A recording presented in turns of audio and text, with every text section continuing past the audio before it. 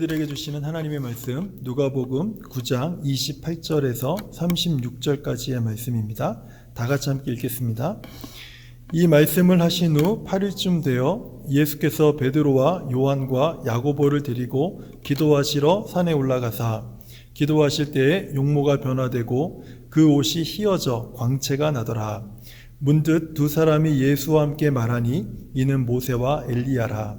영광 중에 나타나서 장차 예수께서 예루살렘에서 별세하실 것을 말할세 베드로와 및 함께 있는 자들이 깊이 졸다가 온전히 깨어나 예수의 영광과 및 함께 선 두 사람을 보더니 두 사람이 떠날 때 베드로가 예수께 여짜오되 주여 우리가 여기 있는 것이 좋사오니 우리가 초막 셋을 찢되 하나는 주를 위하여 하나는 모세를 위하여 하나는 엘리야를 위하여 하사이다 하되 자기가 하는 말을 자기도 알지 못하더라.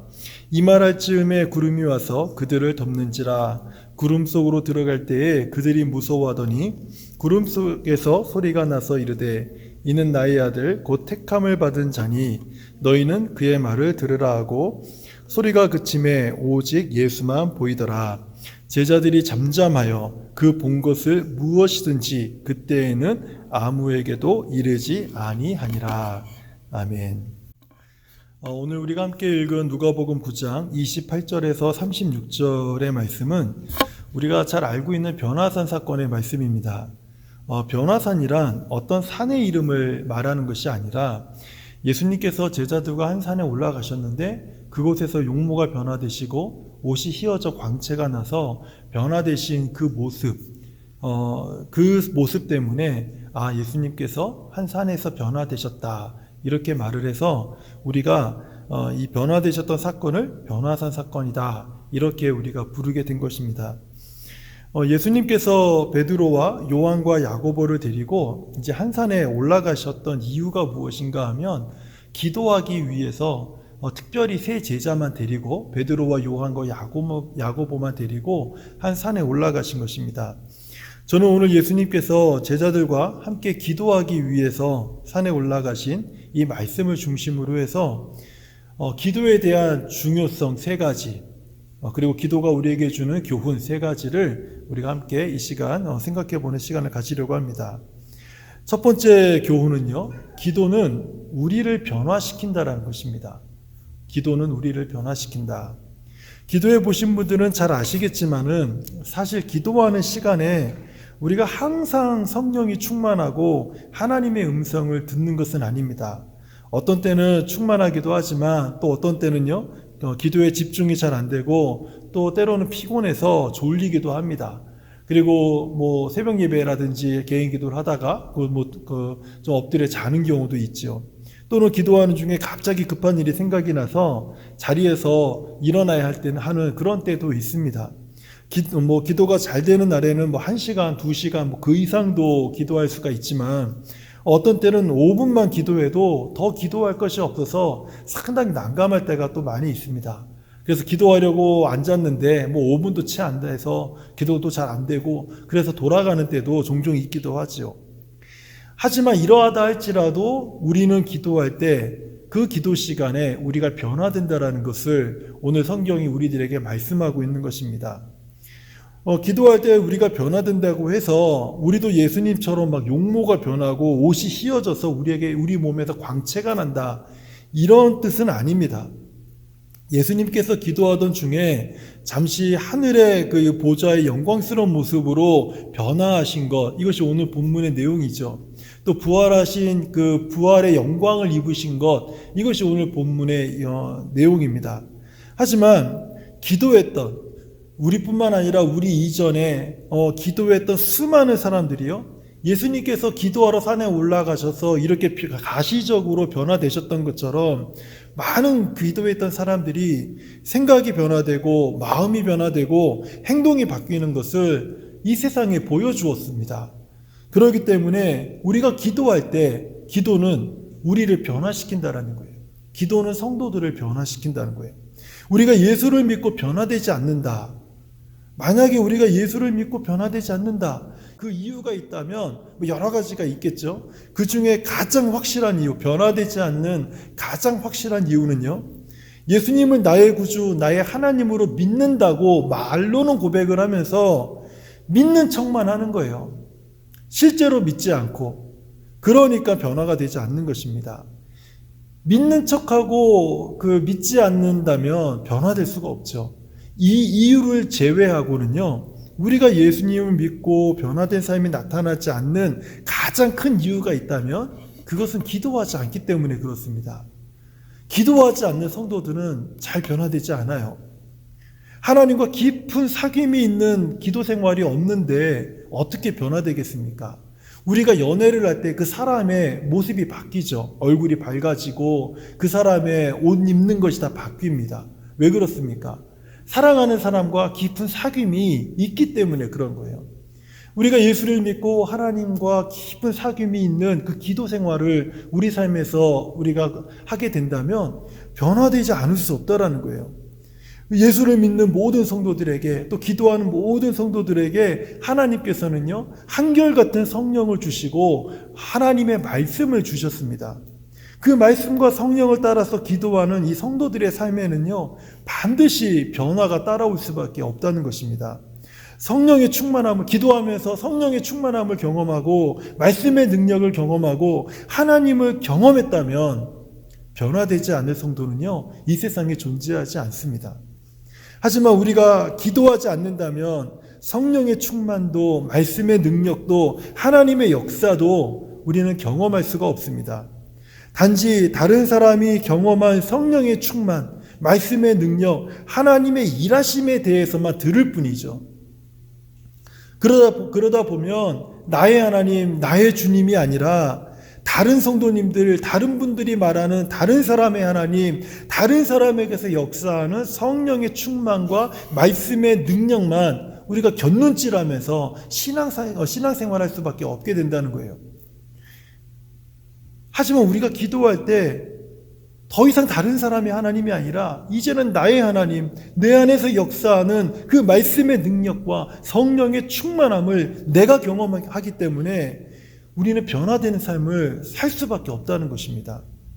그렇기 때문에 성도가 기도하면 반드시 변화된다는 것입니다. 기도는 성도를 변화시킨다라는 거예요.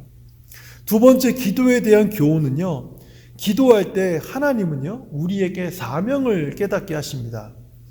기도하실 때 변화되신 예수님은 모세와 엘리야와 더불어서 예수님이 이 땅에 오신 그 목적과 사명을 아주 명확하게 하는 그런 이야기를 서로 나누고 있었습니다. 30절과 31절을 한번 보세요. 문득 두 사람이 예수와 함께 말하니 이는 모세와 엘리야라. 영광 중에 나타나서 장차 예수께서 예루살렘에서 별세하실 것을 말할세.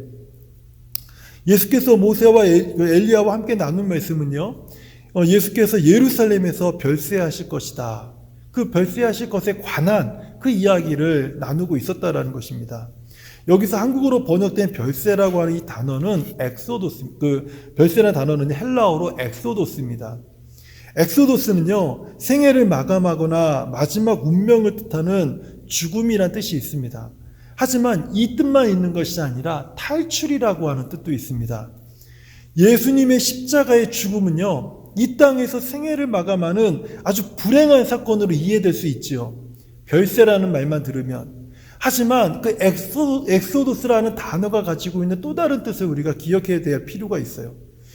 예수님의 십자가의 죽음은 그냥 불행하고 안타까운 스토리로 끝날 수 있지만 그 십자가의 죽음은요, 무덤의 부활로 말미암아서 이 땅의 모든 죄와 저주와 죽음으로부터 탈출하는 영광스러운 사건이 될 수도 있다라는 거예요. 우리는 구약 성경의 출애굽기를요, 영어로 읽을 때 이렇게 읽습니다. 엑소도스라고 읽습니다. 그래서 출애굽기는요, 하나님께서 이집트의 노예가 된 이스라엘 백성을요, 구원하셔서 이집트에서 탈출하게 하신 내용을 기록한 책이죠.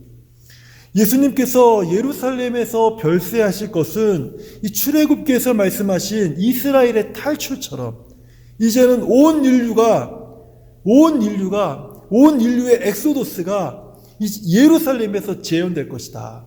이것을 지금 얘기하는 거예요. 온 인류의 엑소도스, 온 인류가 죄와 저주와 사망으로부터의 탈출, 그것이 이제 재현될 것이라는 겁니다. 예수님께서 이 땅에 오신 분명한 목적과 사명, 그것이 무엇입니까? 온 인류를 죄와 저주와 사망 아래 있는 온 인류를 이제 탈출시키는 것. 바로 그것이 예수님이 이 땅에 오신 사명이죠. 바로 이것을 예수님이 산에서 기도하던 중에 다시 한번 아주 명확하게 다시 한번 확인이 된 것입니다. 하지만 이와는 달리 우리는 기도보다 우리의 지성으로 경험과 통계들 또는 조언과 감정을 통해서 우리가 깊이 생각을 합니다. 그러면서 우리의 삶을 살아갈 방법을 찾아요. 이것은 방법이지 사명이 아닙니다. 그래서 사람들은 시간이 지남에 따라서 또 다른 사명과 같은 방법을 자꾸 찾으려고 합니다.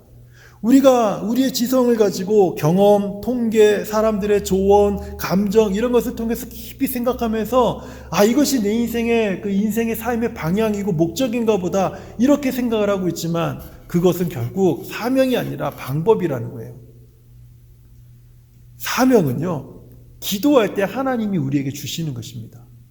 사명은 기도할 때 하나님이 성도들에게 주시는 거예요.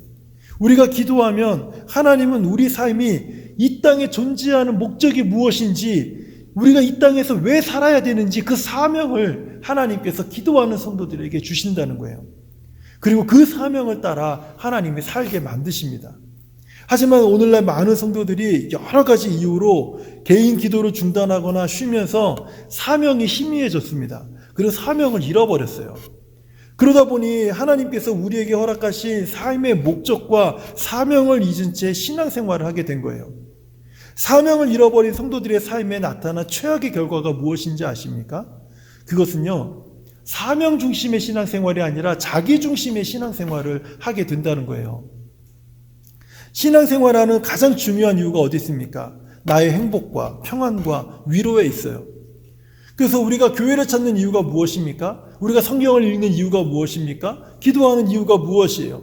그것은요, 우리의 행복을 위해서 기도하고 우리의 행복을 위해서 신앙생활하는 것입니다. 교회에 오면 따뜻한 위로와 사랑이 있어야 되고, 그리고 평안과 격려를 받아야 되는 곳이라고 생각하는 사람들이 참 많아요. 이것을 중심으로 신앙생활하는 사람들이 있기 때문에 교회에 와서 평안을 누리지 못하고 위로를 받지 못하고 격려를 받지 못하고 사랑을 느낄 수 없으면 이 교회는 뭔가 잘못된 교회다. 이 교회는 진리의 말씀이 없는 교회다. 이렇게 판단하고 교회를 떠나는 사람들이 참 많습니다. 왜 이런 현상이 요즘에 수없이 많이 일어난 줄 아십니까? 자기 중심적인 신앙생활을 하기 때문에 그래요. 신앙생활의 중심이 나에게 있기 때문에 그렇다는 거예요. 하지만 하나님이 주신 사명으로 살아가는 성도들은 그렇지 않습니다. 사명으로 살아가는 성도들은요, 모든 신앙생활의 중심이 나에게 있지 않아요. 그 모든 관심이 하나님이 내게 주신 사명에 있습니다. 오늘 본문에서 예수님을 보세요. 예수님이 그 산에 올라가셔서 기도하실 때 영광스럽게 변화되셨습니다. 얼마나 좋으시겠습니까? 그 영광스럽게 변화되셔서 하늘의 영광을 다시 회복하시고 그 부활의 영광을 회복하셔서 이제 예수님께서 빛이 나시고 용모가 변화되는 엄청난 그 모습을 이 땅에서 보여주고 계세요. 우리 같다면 이런 변화와 영광을 누린다면 우리는 그 자리에 머물려고 하지 않겠습니까? 하지만 예수님께서 이 땅에 오신 것은 변화되시기 위해서, 영광을 얻으시기 위해서 이 땅에 오신 것이 아니라는 거예요. 예수님께서 이 땅에 오신 것은 예루살렘에서 십자가에 달려 죽기 위해서 이 땅에 오신 것입니다. 이것이 예수님의 사명이고 이 땅에 오신 목적이에요. 그래서 예수님은 영광스럽고 그 존귀와 명예를 얻은 그 산에서 머물지 않으셨어요. 자신을 영광스럽게 한 산에서 내려오셨습니다. 십자가를 지러 예루살렘으로 가셨습니다. 이것이 예수님께서 사명을 따라 살아가는 모습을 우리들에게 보여주시는 것이죠. 사도 바울은 이 사명과 관련해서 사도행전 20장 24절에서 이렇게 말씀합니다. 내가 달려갈 길과 주 예수께 받은 사명 곧 하나님의 은혜의 복음을 증언하는 일을 마치려 하면은 나의 생명조차 조금 더 귀한 것을 여기지 아니하노라. 사도 바울이 지금 말하고 있는 게 무엇입니까? 사명으로 살아가는 사람들은 자신의 생명을 돌보는 사람이 아니다, 이렇게 말하고 있는 거예요. 오늘날 많은 성도들이 교회에 와서 실망하고, 사람들에게 실망하고, 그리고 신앙을 포기하고, 때로는 교회를 떠나고, 이 교회 저 교회 옮겨 다니는 그 이유가 무엇입니까? 그것은 사명을 따라 살아가는 것이 아니라 자기 중심적인 신앙생활을 하고 있기 때문에 그런 겁니다. 사명을 따라 살아가는 사람들은요, 자신의 생명을 돌보는 사람이 아니에요. 사명자는 사명에 자기의 생명을 다하는 사람입니다. 사명자는 사명에 자기의 생명을 불태우는 사람이에요. 기도하는 것이 왜 중요합니까? 우리는 기도할 때 예수님처럼 이 사명을 받거나 하나님이 우리에게 이전해 주셨던 사명을 재확인받는 시간이 되기 때문에 기도하는 시간이 상당히 중요한 것입니다. 성도들이 기도할 때 하나님은 우리 성도들의 가슴에 삶의 사명을 주시기도 하시고 이전에 주셨던 사명을 다시 기억나게도 하신다라는 거예요. 이제 기도에 대한 마지막 교훈으로, 하나님은요, 우리가 기도할 때 무엇에 헌신해야 하는가, 무엇에 헌신해야 되는가를 바르게 알려주십니다. 지금까지는 제가 기도하신 예수님에 대해서 살펴보았다면, 이제는 함께 기도했던 제자들의 모습을 한번 살펴보려고 합니다. 예수님과 함께 기도했던 이 베드로와 요한과 야고보는요, 기도 중에 피곤했는지 아주 깊이 졸았어요. 사실 이것 가지고 누가 책망할 자격이 없습니다. 왜냐하면 다른 사람은 모르겠는데 저는 그럴 자격이 없어요. 저도 기도하다가 피곤하면 의자에 엎드려 잔 적이 한두 번이 아니었거든요. 그런데 중요한 것은 막 깊이 졸다가 탁 깨어보니까 놀라운 광경이 그 앞에 펼쳐져 있었던 거예요. 예수님의 용모가 바뀌었고요, 몸에서 막 눈부신 광채가 막 뿜어지고 있었습니다. 그런데 그동안 많은 서기관들과 바리새인들, 또는 심지어는 제사장들에게까지라도 말로만 들어왔던, 배우기만 했던 그 모세와 엘리야, 구약의 모세와 엘리야가 예수님 옆에서 막 대화를 나누고 있는 거예요. 이것을 보니까 베드로와 제자들이 깜짝 놀라가지고 베드로가 대표해서 이렇게 얘기를 합니다. 예수님과 모세와 엘리야를 위해서 우리가 헌신하겠습니다. 주님 이곳에 우리가 초막 셋을 지어서 우리가 주님과 엘리야와 모세를 위해서 우리가 헌신하겠습니다. 우리의 생명을 다해서, 우리의 일생을 다해서 우리가 이 세 분을 위해서 헌신하겠습니다. 먼저 초막부터 짓겠습니다. 이 헌신의 의미와 결과가 무엇인지 알지도 못한 채 그저 헌신부터 하는 겁니다. 그냥 눈앞에 펼쳐져 있는 놀라운 광경 때문에 그 자리에서 헌신을 다짐하는 것이죠. 자신의 일생을 드리겠다고 그냥 무책임한 그 이야기부터 말부터 꺼낸 겁니다. 이거 얼마나 대단한 헌신입니까? 자기들이 지금 이 이야기를 해놓고 그것을 보면서 자기들이 헌신하고자 다짐했던 것들을 막 자랑하고 막 떠들기를 시작하는 거예요. 예수님 앞에서, 모세 앞에서, 엘리야 앞에서. 얼마나 대단한 사람들처럼 보이겠어요. 하지만 그때 그렇게 떠들고 자랑하고 있는 그 제자들에게 구름이 다가와서 그들을 덮습니다. 그리고 그 구름에 임재하신 하나님의 음성이 들려요. 이는 나의 아들, 곧 택함을 받는 자니 너희는 그의 말을 들으라. 너희는 그의 말을 들으라. 이 음성을 듣자 제자들은요, 주님을 위해서, 모세를 위해서, 엘리야를 위해서 헌신하겠다고 했던 그 고백을 그 순간 멈춰버립니다. 이 말을 들은 이후에, 구름 속에서 들린 하나님의 음성을 들은 이후에 말하는 사람은 아무도 없었어요. 하나님의 말씀을 듣자 그렇게 좋아하고 자랑하며 떠들었던 자기들이 주를 위해서 어떻게 헌신하겠다고 그렇게 자랑했던 말들을 그쳐버린 거예요. 자기들의 헌신이 잘못됐다라는 것을 깨달았기 때문입니다. 오늘날 많은 성도들이 이와 같은 헌신으로 교회를 섬기는 사람들이 참 많습니다. 헌신할 때 기쁘지요. 그러나 제풀에 지쳐서 시험에 들어서 이제 더 이상 다른 어떤 일에 대한 것도 봉사도 못하고, 그리고 오히려 신앙이 낙심이 되는 이런 사람들이 참 많아요. 왜 그럴까요? 그 헌신의 방향이 나로부터 비롯되었기 때문에 그래요. 내가 누구를 위해서 헌신하기 때문에 그런 것입니다. 하나님이 기뻐하신 헌신은요, 우리들의 생각과 우리들의 방법에 의해서 결정되는 헌신이 아니에요. 하나님이 기뻐하시는 헌신은 하나님의 음성을 듣는 일에서부터 시작이 됩니다. 우리가 교회를 위해서 헌신하고 우리가 복음을 위해서 헌신하고 또 여러 가지 사람들을 위해서 헌신한다고 다짐하는 사람들이 하나님의 말씀을 먼저 듣지 않고 결심하고 헌신한다면 그 헌신은 오래가지 못합니다. 하나님이 기뻐하시는 헌신은 하나님의 음성을 먼저 듣는 일에서부터 시작이 돼요. 출애굽기 19장을 한번 기회가 되면 보세요. 이스라엘 백성들이 19장에 보면요. 출애굽기 19장에 보면 이스라엘 백성들이 시내산에서 하나님을 뵙기 위해서 3일 동안 정결 의식을 갖습니다. 그리고 그 신의 산 기슭에 다 모이게 돼요. 백성들이 모두 서 있을 때 여호와 하나님께서 그 시내산에서 시내산에 연기가 쫙하고 불 가운데 여호와 하나님께서 강림을 하세요.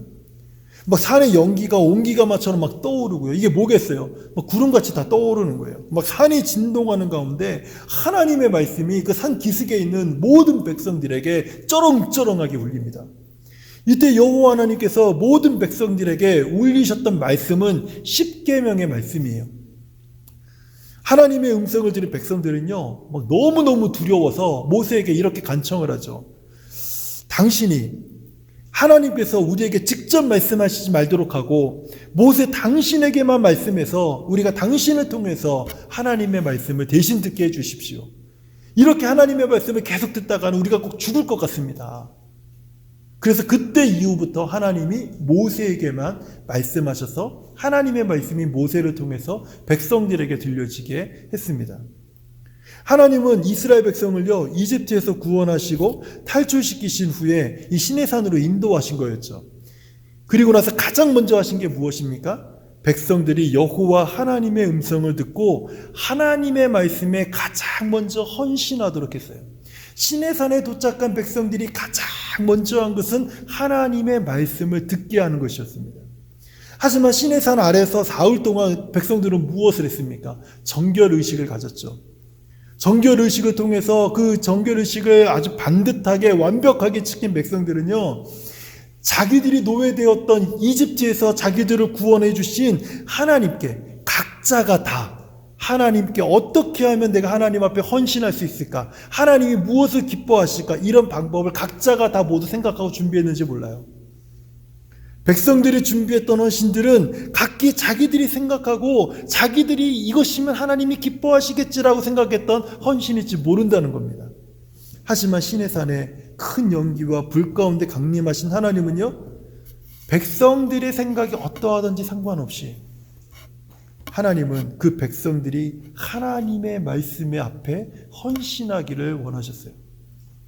백성들은 시내산에서 빽빽한 구름 같은 연기 속에서 말씀하신 그 하나님의 말씀을 듣는 일에 먼저 헌신이 되니까 그 말씀을 따라서 백성들이 성막을 짓는 일에 순종을 했습니다. 성막을 짓는 백성들은요, 물질을 헌신했어요. 재능을 헌신했습니다. 시간을 헌신했습니다. 육체의 노동으로 온 수고와 헌신을 다 했습니다. 이 모든 헌신의 결과로 어떤 일이 벌어졌습니까? 하나님께서 말씀하셨던 성막이 이스라엘 백성들 가운데 딱 지어졌어요. 그 순종의 결과로 백성들은 이스라엘 가운데 성막이 놓였고, 광야에서 백성들은 성막에 임재하시는 그 하나님과 동행하는 놀라운 축복을 누리게 되었어요. 이것이 참된 헌신입니다. 백성들이 아무리 하나님을 위해 헌신하려고 애쓴다 할지라도 그들의 생각과 마음에는 하나님의 성막을 지을 생각을 도저히 하지 못하는 거예요. 그러나 하나님의 말씀 앞에 헌신하고 그 말씀에 순종할 때 영원토록 그들과 함께 하실 수 있는 하나님의 임재의 상징이 되는 성막이 그들의 삶 중심에 놓여서 그들이 하나님과 영원토록 동행할 수 있는 놀라운 축복이 그들에게 주어진 거예요. 헌신은 하나님의 말씀에 우리가 헌신할 때 방향이 결정이 되는 것입니다. 내가 방향을 정하고 내가 형태를 결정하고 내가 시간을 결정해야 하는 것, 그것은 헌신이라고 말할 수 없어요. 왜요? 하나님의 음성이, 하나님의 말씀이 그 헌신 안에 없기 때문에 그렇습니다. 헌신은 하나님의 말씀에 순종하는 것에서부터 시작하는 거예요. 이처럼 우리가 기도할 때 하나님께서 기뻐하시는 헌신이 무엇인지 우리는 바로 알게 되는 거예요. 성경은 우리가 기도해야 하는 세 가지 이유를 오늘 우리에게 말씀하셨습니다. 우리는 기도할 때 변화됩니다. 우리는 기도할 때 사명을 받습니다. 우리는 기도할 때 하나님이 기뻐하신 헌신이 무엇인지를 배울 수 있다는 것입니다. 저는 앞으로 우리 수요 기도회가 바로 이 세 가지 변화, 사명, 헌신을 위해서 우리가 기도하는 그런 시간이 되기를 원해요. 2월 10일 수요 기도회부터 온라인으로 함께 기도하는 간단한 방법을 제가 제안을 할 것입니다. 그래서 이 시간에 각 가정에서 함께 기도하는 시간을 가지려고 해요. 그래서 수요일 저녁은요, 우리가 함께 기도하는 시간으로 미리 그 마음과 시간을 또 환경을 이렇게 좀 준비해 놓으시면 좋을 것 같습니다. 그래서 우리가 비록 온라인이지만 각 가정에서 제가 간단하게 제시하는 방법을 통해서 우리가 좀 기도하는 시간들을 좀 우리가 충분하게 가질 수 있기를 바랍니다. 그래서 우리가 이 수요 기도회를 통해서 우리가 기도함으로 정말 우리의 생각이, 우리의 마음이, 우리의 행동이 변화되어지고 또 하나님이 우리에게 주신 사명이 무엇인지를 발견하고 우리가 하나님 앞에 우리가 어떻게 헌신해야 되는지 기도하면서 하나님이 우리가 어떻게 헌신하고 하나님을 섬기기를 기뻐하시는지를 우리가 알아가는 그런 시간이 되기를 저는 소망합니다. 그래서 앞으로 우리가 수요 기도회에 이러한 소망을 가지고 미리 마음으로 또 준비하고 또 기도로 준비하고 또 환경을 미리 만들어 놓는 그런 시간들을 좀 준비해 주시면 감사하겠습니다. 그래서 우리가 기도함으로 변화되고 기도함으로 사명을 받고 기도함으로 바른 헌신을 하게 되는 저와 우리 모든 성도님들 되시기를 주님의 이름으로 축원드립니다. 하나님 감사합니다. 오늘 말씀처럼 하나님 기도가 왜 중요한지 우리가 세 가지의 의미를 들었습니다.